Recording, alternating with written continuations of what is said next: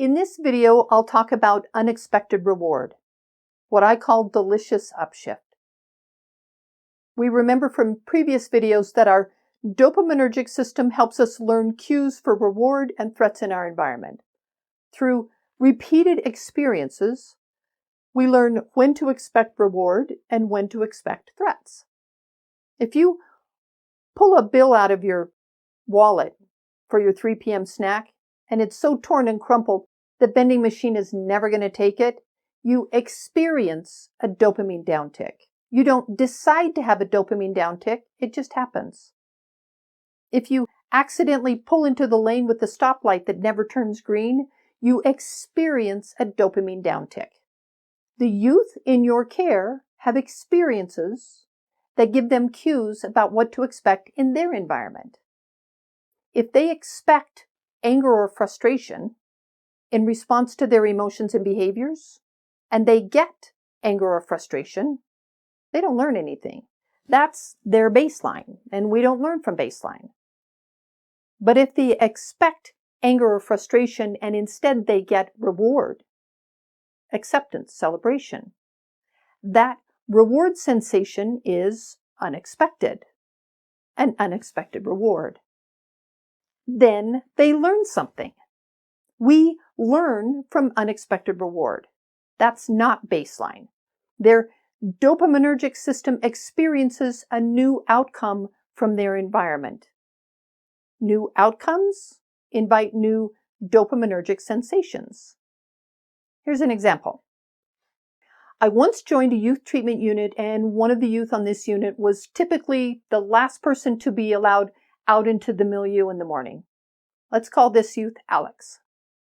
When staff opened the doors, they usually opened Alex's door last. Every time they opened his cell door in the morning, he would start his day by complaining about something. My first day on unit, I watched a very friendly staff open his cell door, and as soon as the door was open, Alex stood in the door and gave this staff a litany of complaints. The staff just shook his head.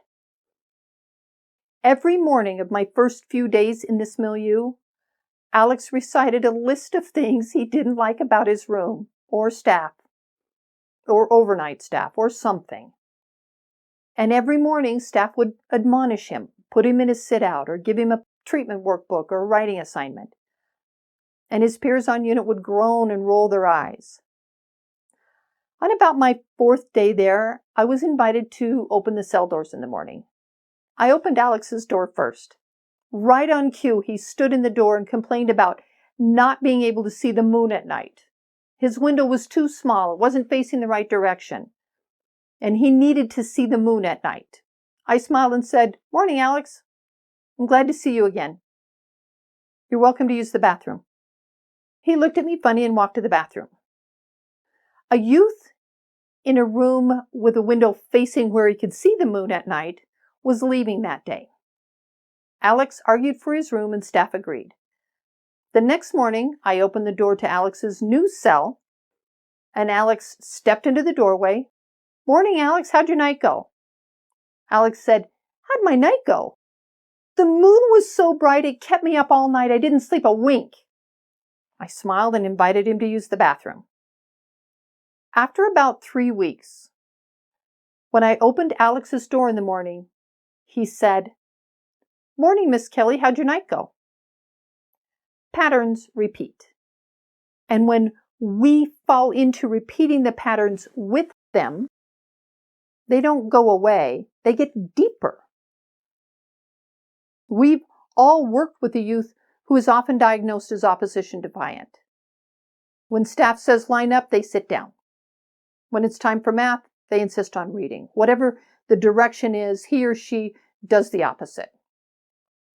These young human beings are demonstrating their survival strategy that kept them alive in their environment.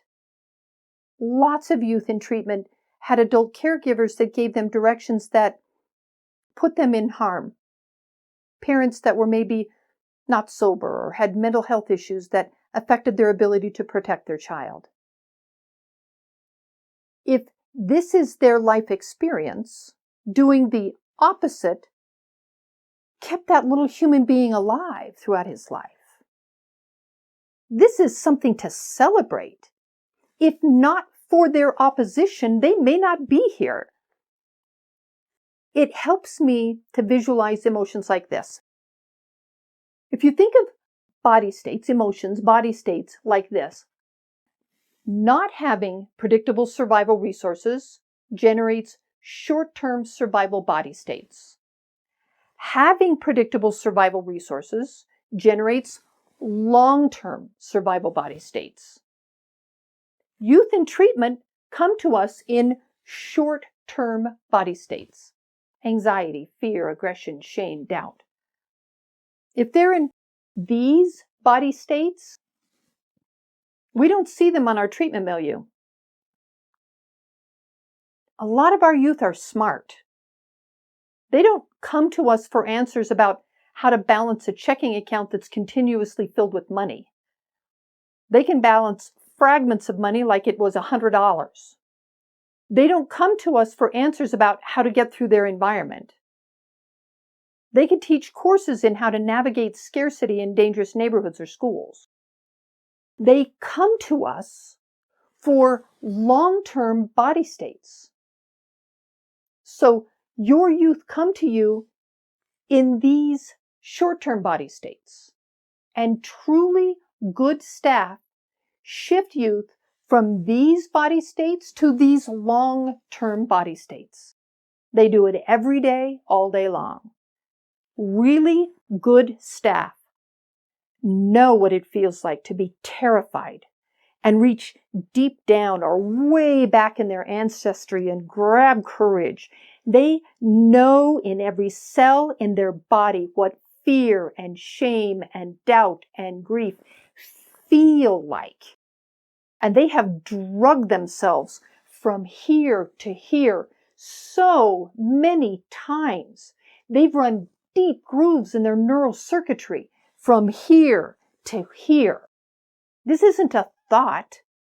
It's a survival event. Really good staff run up and down this body state ladder like it's stairs. These are your great staff. They join with that youth's short-term body state in their viscera. Here. And they say, come on, follow me. I know the way. I've done this 1,000 times. If you've never experienced real fear, you don't have any business trying to walk someone from fear to courage. If you've never experienced shame or doubt, you can't walk a youth from shame to acceptance or from doubt to confidence. Nobody wants to be led out of a forest fire by someone who's never been in the forest. Not all staff have experienced all of the short-term body states your youth have, but they'll have experienced most of them. If you have staff in your facility who, instead of doing this, they join with the youth here. When a youth in your care is in shame, they shame them. When they're in fear, they say and do things that make that youth more afraid. When they feel doubt or grief, they climb inside that sensation with that youth and run that groove deeper. You might need to find another place for that person. They're probably making the youth in your care worse.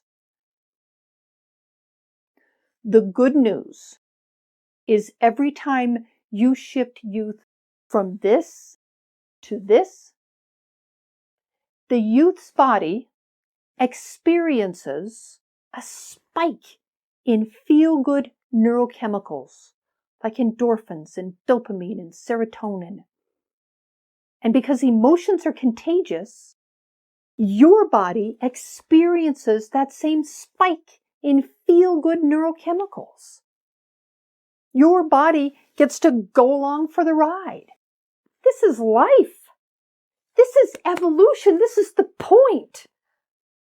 This gives you both a sensation of thriving is possible.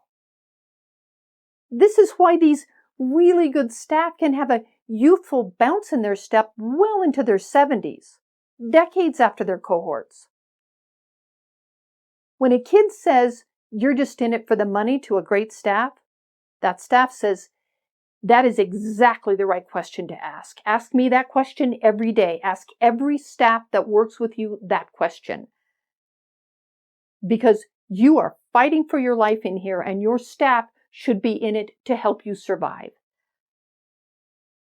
When a youth categorized as opposition defiant refuses to follow a direction, good staff quietly cheer for them. If not for their refusal to follow a direction from an adult who meant them harm, or a negligent parent, or a parent who wasn't sober, that child probably wouldn't be alive today, standing in front of you. You are literally witnessing the behavior that kept them alive, from tiny to here. This is a celebration. So they come to you down here, and you get to shift them to these body states. The more times you do this with them, the easier it becomes for them. Pretty soon they're doing it on their own. This is a fabulous moment. But if all you're doing is upshifting body states, and someone isn't also actually helping that youth increase the predictability over their survival resources, it's still just a Band-Aid. Most staff who do this do it innately because they had to survive. But this process can be taught. If you're interested in learning the 5-step process, I've placed a link in the description. I'm Kelly with Body and Behavior Institute. If you found value in this video, please give it a thumbs up or subscribe. Thanks for watching.